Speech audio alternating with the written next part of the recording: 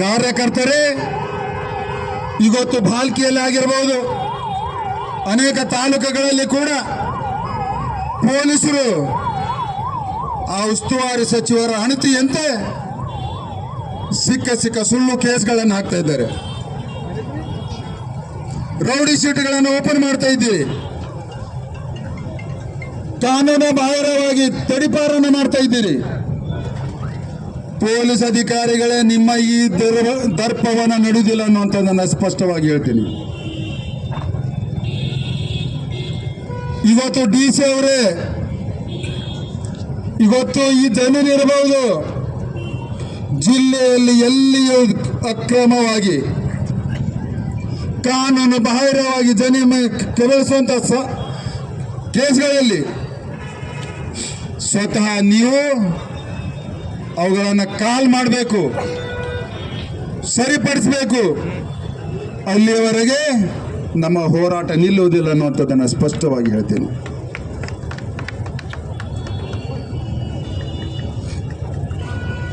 ಇವತ್ತು ಅನೇಕ ಪೊಲೀಸ್ ಅಧಿಕಾರಿಗಳಾಗಿರ್ಬೋದು, ಬೇರೆ ಬೇರೆ ಅಧಿಕಾರಿಗಳಾಗಿರ್ಬೋದು, ನಮ್ಮ ಜಿಲ್ಲೆಗೆ ಬರ್ಲಾಕ ಹೆದರ್ತಾ ಇದ್ದಾರೆ. ಯಾಕೆ ಹೆದರ್ತಾ ಇದ್ದಾರೆ ಅಂದ್ರೆ ರೇಟ್ ಭಾಳ ಆಗ್ಯದ. ಈಗ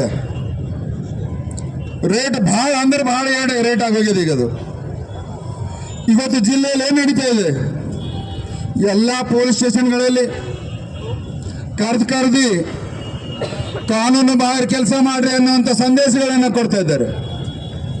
ಇವತ್ತು ಕಾನೂನಿನ ಹೆದರಿಕೆ ಇಲ್ಲ, ಸಮಾಜ ವಿರೋಧ ನಡವಳಿಕೆನ ನಡಲಿಕ್ಕೆ ಹೆದರಿಕೆ ಇಲ್ಲ.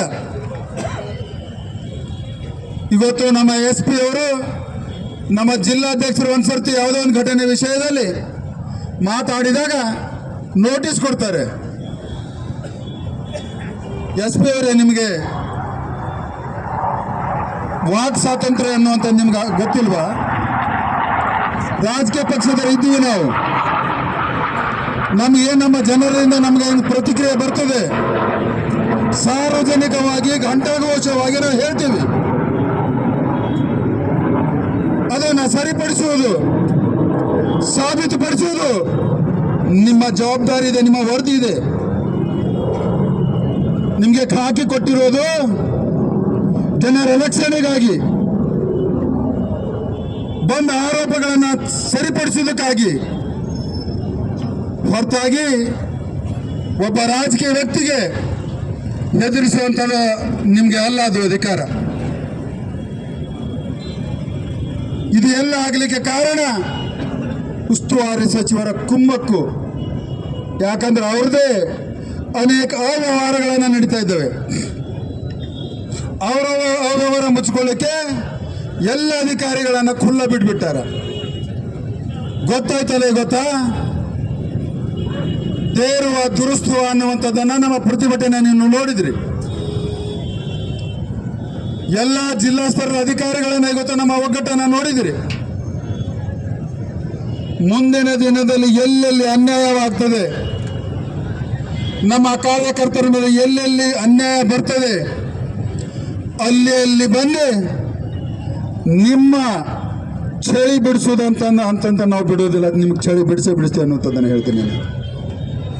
ಹೀಗಾಗಿ ಇಂದಿನ ಈ ಪ್ರತಿಭಟನೆಯನ್ನು ಜಿಲ್ಲಾಧ್ಯಕ್ಷರು ಇಡೀ ಜಿಲ್ಲೆಯ ಕಾರ್ಯಕರ್ತರನ್ನು ಕರೆಸಿ ಒಗ್ಗಟ್ಟು ಪ್ರದರ್ಶನ ಮಾಡಿದ್ದಕ್ಕಾಗಿ ಮತ್ತು ಎಲ್ಲ ಶಾಸಕರು ಮತ್ತು ಮುಖಂಡರುಗಳು ಮತ್ತು ಎಲ್ಲ ದೊಡ್ಡ ಸಂಖ್ಯೆಯಲ್ಲಿ ನಮ್ಮ ಕಾರ್ಯಕರ್ತರು ಬಂದಿದ್ದಕ್ಕಾಗಿ ನಿಮಗೆ ಅಭಿನಂದನೆಗಳನ್ನು ಸಲ್ಲಿಸ್ತೀನಿ, ಧನ್ಯವಾದಗಳನ್ನು ಹೇಳ್ತೀನಿ.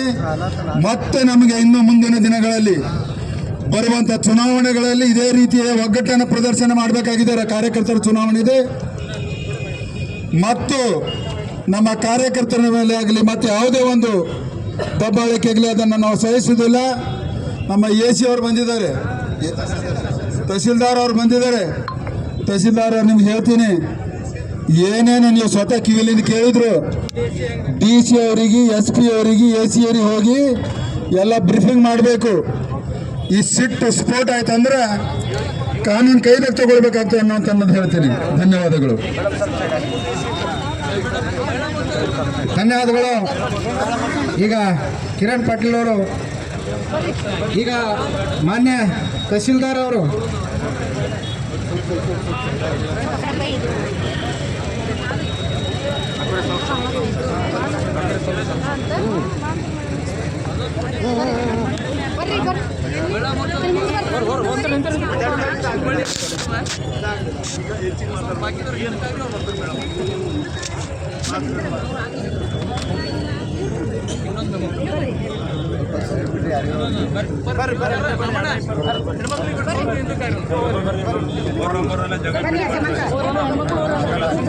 ಫೋನ್ ತಳ ಮಾಡ್ರಿ ಅಡುಗೆ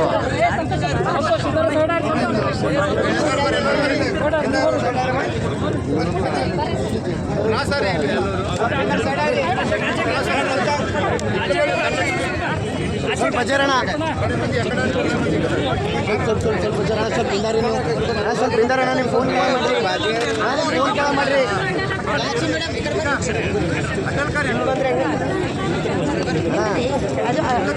ಆಗಿನ ತಗೊಳ್ಳೋಣ ಸ್ವಲ್ಪ ಚೆನ್ನಾಗಿ ನಿಮ್ಮ ಅಪ್ಪದಕ್ಕೆ ಇಲ್ಲ ಇದು ಅಪ್ಪದಕ್ಕೆ